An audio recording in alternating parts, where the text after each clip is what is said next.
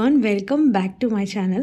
कसे आहात तुम्ही सगळे? तर मी इथे सकाळी म्हणजे पियाला घ्यायला आलो आहे मी, आणि आज आहे सॅटर्डे आणि तिचा समर कॅम्पचा आज शेवटचा दिवस आहे आणि तिला माहीत नव्हतं की मी तिला घ्यायला येणार आहे असं, म्हणून ती जरा सरप्राईज झालेली आहे की मम्मा पण घ्यायला आलेली आहे। आणि बाहेर खूप जास्त ऊन आहे, म्हणजे इतकं प्रचंड ऊन आहे ना की असं वाटतंय की आम्ही जसं मुंबईला राहत होतो तसं गरम होतंय आणि असं वाटतंय की आम्ही मुंबई इकडेच घेऊन आलोय।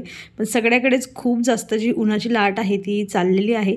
पाऊस देखील पडतोय, पण जी गरमीत आहे त्यात काही फरक पडत नाही आहे। आणि आता तिचं असं ठरलेलं होतं की म्हणजे तिला जेव्हा तिचं समर कॅम्प संपेल तेव्हा तिला जे आहे किंडर जॉय पाहिजे। कारण काय होतं ना, मी तिला असल्या गोष्टी कधीही जास्त प्रेफर करत नाही, चॉकलेट किंवा वगैरे असं जास्त घेऊन देत नाही। मग तिला ट्रीट म्हणून तिला हे पाहिजे होतं आणि मला असं वाटतं की हे खर्चिक आहे, जे किंडर जॉय हे त्याच्या गोष्टी आहेत खूप महागड्या आणि खायला त्यामध्ये काहीही मिळत नाही। सो आम्ही इथे आलेलो आहोत रिलायन्स फ्रेशमध्ये, जसं मी नेहमीच सांगते की आमच्या घराच्या जवळ आहे। पण इथे गोष्ट अशी झाली आहे की इथे किंडर जॉयच नाही आहे आणि मग तिचं आता चाललं आहे की मला हे घ्यायचं आहे, मला ते घ्यायचं आहे। आणि बऱ्याच वेळा तुम्ही मला सांगतही असतात की तुमची डेली जी रुटीन आहे, म्हणजे तुम्ही शॉपिंग कुठून करतात, काय कसं असतं डेलीचं तुमचं रुटीन कसं असतं, ते आमच्यासोबत शेअर करा। तर आज सॅटर्डे आणि संडेचा असा दोघी दिवसांचा जो प्लॅन आहे मी तुमच्यासोबत शेअर करणार आहे। आणि आपण मॉलमध्ये आलो आणि अननेसेसरी गोष्टी आपण नाही बघितल्या, असं कधी होतच नाही। तर तेच आम्ही घ्यायचं काही नव्हतं, किंडर जॉयसाठी फक्त आलो होतो। आणि असं होणार नाही की फक्त जी गोष्ट आपल्याला पाहिजे तीच आपण घेऊन जाऊ, आपण बऱ्याच दुसऱ्या गोष्टी उचलून घेऊन जात असतो। मी ट्राय करते की आपण जे घ्यायला आलो आपण तेच घ्यावं।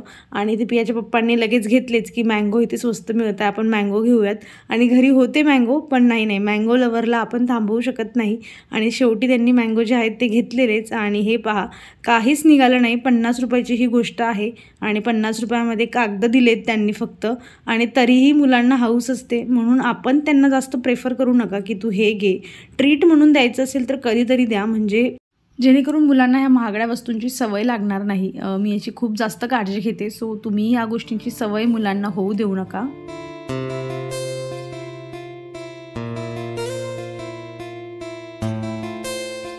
जेवण झाल्यानंतर मस्त छान दुपारी म्हटलं काहीतरी सेल्फ केअर म्हणून करूया। तर बघा, इथे मी एक स्टीलची पातेली घेतली खाली, त्यामध्ये पाणी घातलेलं आहे आणि एक जी आहे ॲल्युमिनियमची अशी पातेली आहे। हा माझा सेटच आहे, मी बनवून ठेवलं आहे माझं वॅक्ससाठी। माझ्याकडे जे हीटर असतं वॅक्सचं ते नाही आहे आणि मला असं वाटतं की जोपर्यंत हा माझा या दोघी पातेल्यांचा सेट आहे, माझ्याकडे स्पॅच्युला म्हणून जोवर हा चमचा आहे तोवर मला हीटरची गरज पडणार नाही। खूप चांगल्या पद्धतीने माझं जे वॅक्स आहे अगदी स्वस्तात माझं होऊन जातं। तर हा डब्बा जो आहे हा मला जवळजवळ 4-5 कमीत कमी म्हणजे 4 तर भरगतचं असं चांगलं तुम्ही कितीही म्हणजे यूज केलं तरी तो डब्बा संपत नाही। आणि 5-6 वॅक्स माझे तर इझिली होऊनच जातात।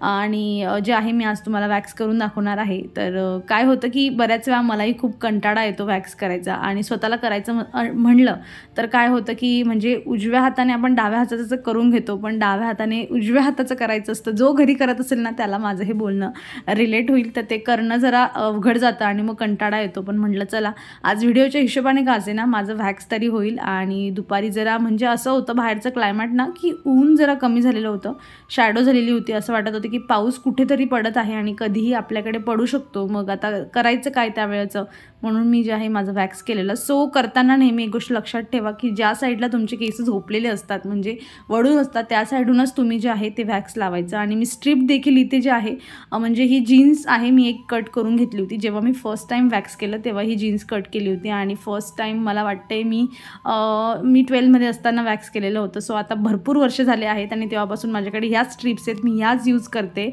आणि विकत वगैरे घ्यायची गरज पडत नाही। सो असं सेट माझा तयार झाला आहे, त्यामुळे जे आहे माझं कमीत कमी किमतीत वॅक्स होऊन जातं। आणि हे पहा क्लायमेट, म्हणजे कधीही पाऊस पडेल असं जे झालेलं आहे।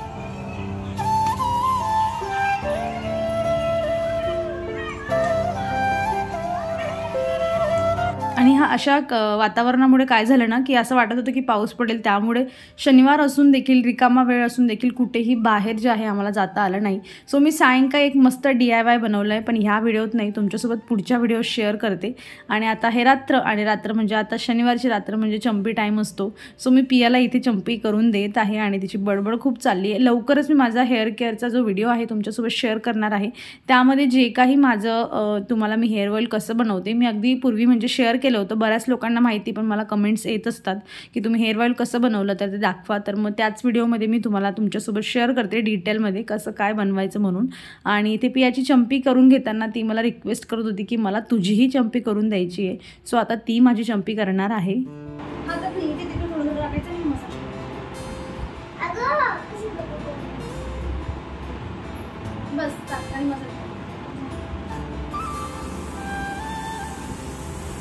फिंगर टिप्स नाही करता आता सुद्धा त्याला फ्लॉरेन्स होते एक जागेवरच झाले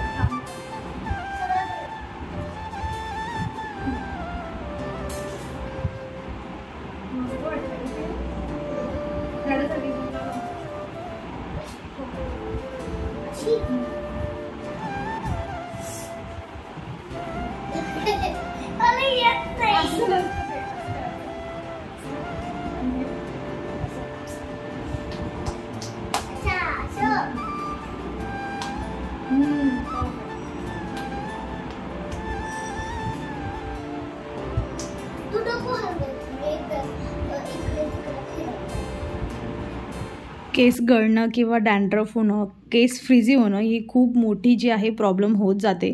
आणि त्यात जे पाणी असतं त्याचाही खूप मोठा रोल असतो. सो आमच्याकडे तर खूप जास्त हार्ड वॉटर आहे, पण तरीही मी माझ्या केसांना बऱ्यापैकी जे आहे इथे व्यवस्थित ठेवलेलं आहे. आणि कशा पद्धतीने हे तर मी तुमच्यासोबत शेअर करणारच आहे. पण एक गोष्ट अजून की तुम्ही रेग्युलर जे आहे बेसिकवर जी आहे ट्रिमिंग जी आहे ती करत जा केसांची. कारण जी एंड्स असतात, महत्त्वाचं ज्या उन्हाळ्यामध्ये गरम असतं त्यामुळे वातावरण, जे एंड्स असतात ना तर त्या स्प्लिट्स व्हायला लागतात आणि केस खराब व्हायला लागतात. त्यामुळे आणि मला बऱ्याच कमेंट येत होत्या की तुम्ही कुठली हेअर कट करतात म्हणून. सो मी घरीच करते, स्वतःच करत असते. आणि कशा पद्धतीने करते तेही मी तुम्हाला, अगदी सोपी पद्धत आहे, तुम्हीही लगेच अगदी 1 मिनिटात शिकून जाणार अशी पद्धत आहे. मी लवकरच तीही त्या व्हिडिओमध्ये तुमच्यासोबत शेअर करेल. आणि आपल्याला जमत असलं ना तर आपण म्हणजे 2 महिन्याच्या रुटीनमध्ये आपण म्हणजे एक बनवली रुटीन की 2 महिन्यात केस कट करायची आणि आपल्याला स्वतःला येतं तर बाहेर कुठे जायची गरज नसते, आपण स्वतःच कट करून घेऊ शकतो. तर कमीत कमी मी 2 महिन्यात आणि मॅक्स टू मॅक्स 3 महिने होतात त्याआधी जे आहे मी केस थोडे तरी ट्रिम करून घेते. याने काय होते की स्प्लिट सेन जास्त वाढत नाही आणि एक व्यवस्थित शेपमध्ये जे आहे केस मोठे होत असतात. सो चला, माझी इथे छान अशी मस्त चंपी जी आहे झालेली आहे. गेल्या 8-10 दिवसापासून मी ही रुटीन बनवून घेतली की रात्री झोपण्याआधी जे आहे मी झाडांना पाणी घालते. कारण की खरंच इतकी खूप गरम हवा येते ना, आणि त्यामुळे सकाळी जर तुम्ही पाणी घातलं ना तर मुळा खूप शॉकमध्ये जातात आणि झाडं जे आहे डायरेक्ट खराब नाही होत, पण हळूहळू खराब व्हायला लागतात. त्यामुळे तुमच्याकडेही प्लांट्स असतील आणि असं थोडं तुम्ही उन्हात ठेवत असाल त्यांना, जसं माझं आहे सकाळचं ऊन येतं, तर त्यामुळे काय असेल ना की तुम्हीही जे आहे रात्रीच्या वेळी त्यांना भरगच्च पाणी द्या. म्हणजे दुसऱ्या दिवशी ते व्यवस्थित ह्या पाण्यात सर्वाईव्ह करून घेतील. त्यांना सवय होऊन जाईल रात्रभर पाण्याची आणि अचानक त्यांना जो शॉक असतो तो बसत नाही. रात्री थंड वातावरण असतं, तर त्यामुळे जे आहे मी रात्रीच आता पाणी द्यायला लागली. आणि मला झाडांचं कुठलंही काम करायला, मी कितीही दमलेली असो, मला खूप जास्त आवडत असतं. मला कधीही द्या, मी झाडांचं कधीही त्यांच्यासोबत खेळू शकते, मी त्यांना इकडून तिकडे शिफ्ट करू शकते, मातीसोबत खेळू शकते. सो असा जो आहे माझा आजचा शनिवारचा दिवस गेलेला आहे. आता आपण भेटूया रविवारी.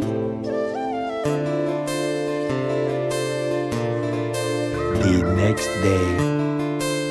सो आज आहे रविवार आणि फायनली आज जे आहे पाऊस वगैरे काहीही वातावरण नाही आहे. म्हटलं चला काहीतरी शॉपिंग करूयात. आणि खूप दिवसापासून माझं ठरलं होतं की मला जे आहे चेस्ट ऑफ ड्रॉवर घ्यायचं आहे. माझं मेकअपचं सामान मी ज्यामध्ये ठेवेल, आयकियामधून मी बघून आली आणि तेव्हापासून माझं डोक्यात आहे की मला घ्यायचं आहे. आणि मला प्रचंड पस्तावा येत आहे की मी तिथूनच जे आहे ते बॉक्स उचलून आणायला पाहिजे होता, इथे घरी आणून असेंबल केला असता. जसं आम्ही बेडसाईड टेबल केलेलं आहे, आम्ही इथे काही देवघर होते तेही बघितले, जेणेकरून आता जे बनवायचं आहे फर्निचर त्यामध्ये आम्हाला आयडिया मिळेल. तर ते बघितले, पण ते म्हणत होते की तुम्ही आधी मेजर द्या, तुम्हाला कसं पाहिजे, आणि ड्रावर्स द्यायचे आहेत म्हणून त्यांची कॉस्ट पण आहे ती जास्त जाईल. तर म्हटलं मग आता त्यांचं आणि जे आयकियाचं आहे ते सेमच प्राईस जाते. सो म्हटलं बघूयात, कधी आयकियाला जाणं झालंच तर आयकियामधूनच घेऊया. पण आयकिया आहे मुंबईला. सो बघूयात आता काय होतं, तुमच्यासोबत शेअर करेलच मी. त्यानंतर आम्ही रस्त्यात आम्हाला लागलं डीमार्ट, आणि मग डीमार्टमध्ये एक्स्ट्राची जो आहे पैसे खर्च करायला आलेलो इथे. डीमार्ट म्हणजे असंच होतं की एक्स्ट्राचे पैसे खर्च होतातच, आणि घ्यायची होती मला एकच वस्तू, पण लेट्स सी काय होतं आहे ते. आणि जे आहे तिथे मग पियाचं चालतं की मला स्टेशनरी बघायची, आणि टॉयज सेक्शनमधून काही मुलं बाहेर निघत नाही, आणि हे आपल्या सगळ्यांसोबतच होत असतं. मी कधीच कधी मॉलमध्ये गेली तर लगेच मी खूप जास्त मोठी ट्रॉली भरून आणत नाही. मी जे आहे मी नेक्स्टसाठी राहू देते, म्हणजे आनंद जो आहे तो पुढच्या वेळेला अजून भरगतच आहे आपल्याला यूज करता येईल अशा पद्धतीने मी छोटी छोटी शॉपिंग करत असते. स्लीप दुसरं सेम याचं दुसरं शोधाच. हे स्लीपीवाला आहे नाहीये, जाऊ दे मग. बघ तर दोघांमधून कुठलं घ्यायचं तू चूज कर. कुठलं आवडलं तुला? असं कुठेतरी गेलं तर ॲटलिस्ट फ्युचरची प्लॅनिंग करून तरी मन प्रसन्न होत असतं आणि आय एम शुअर तुमचंही होत असेल.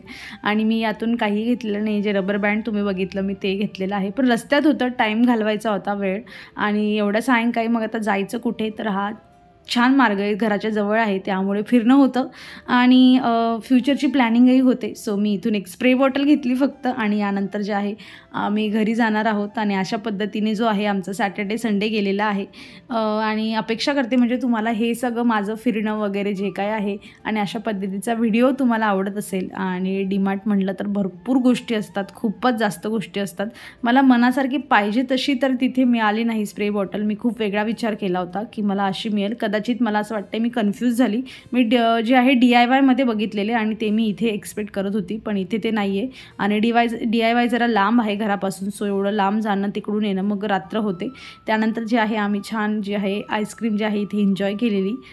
सो मी तर जास्त खात नाही, कारण मी गोड अवॉइड करते, तुम्हाला माहीतच आहे. सो मी जस्ट टेस्ट केली फक्त. आणि त्यानंतर जे आहे रेग्युलर रुटीन म्हणजे भाजीपाला आणलेला खूप जास्त, कारण हा विकेंड आहे त्यामुळे आत्ता भाजीपाला भरला तर तो आठवड्याभर पुरणार आहे, नंतर वेळ नसतो. आणि अशी होती माझी सॅटर्डे संडेची जी आहे रुटीन. अपेक्षा करते तुम्हाला हा व्हिडिओ आवडला असेल, आणि जर हो तर याला लाईक करा, आणि चॅनलवर नवीन असाल तर चॅनलला सबस्क्राईब करा. आपण भेटूया पुढच्या अशाच इंटरेस्टिंग व्हिडिओमध्ये. त्यामुळे तुम्ही स्वतःची काळजी घ्या. So take care friends and bye.